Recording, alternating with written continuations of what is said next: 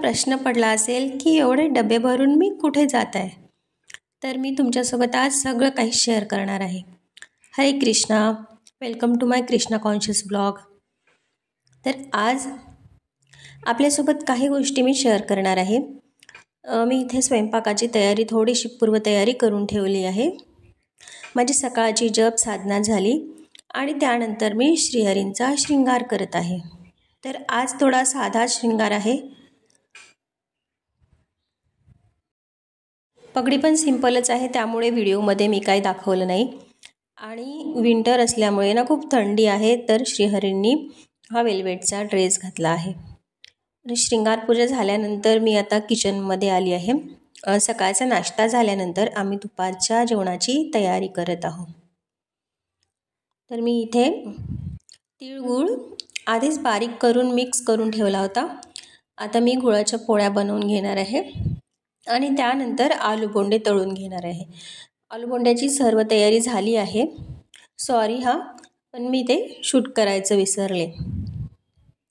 स्वयंपाक झाल्यानंतर श्रीहरींना नैवेद्य दाखवला आणि नंतर नैवेद्य बाकी सर्व पदार्थांमध्ये मिक्स करून घेतला.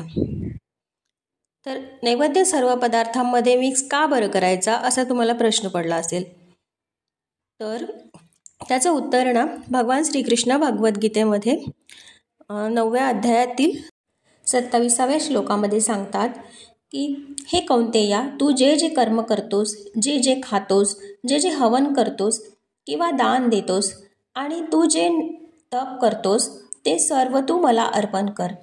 तर तात्पर्यामध्ये श्रील प्रभुपाद समजावतात की याप्रमाणे प्रत्येकाचे कर्तव्य आहे की त्याने आपल्या जीवनाला असे वळण दिले पाहिजे की जेणेकरून कोणत्याही परिस्थितीत श्रीकृष्णाचे विस्मरण होणार नाही. तर सर्वांना जगण्याकरता काहीतरी खावेच लागते, म्हणून कृष्णप्रसादच खावा आणि इतरांनाही द्यावा.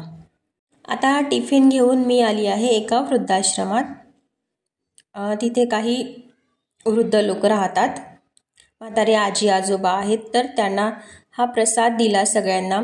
सगळ्यांनी नाश्ता केला. माझी ताई आणि तिची फॅमिली पण सोबत आहे. इथे आल्यानंतर सगळ्यांनी नाश्ता केला आणि ताईने जो जेवणाचा टिफिन घेतला होता तो रात्रीच्या जेवणासाठी ठेवला. आणि त्यानंतर आम्ही गप्पा गोष्टी केल्या आणि नंतर हरिपाठ, हरिकृष्णा कीर्तन केलं.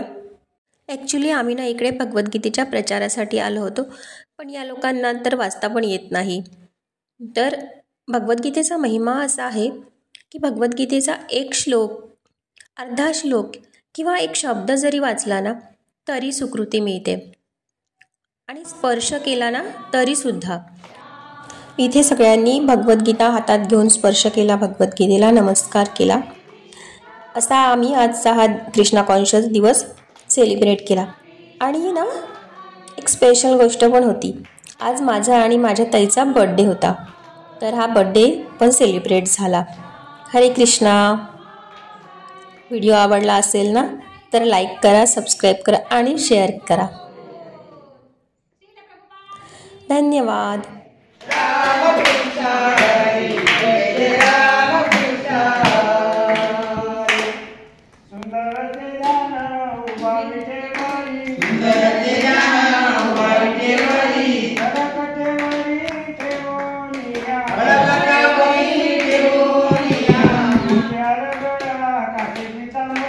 Yeah.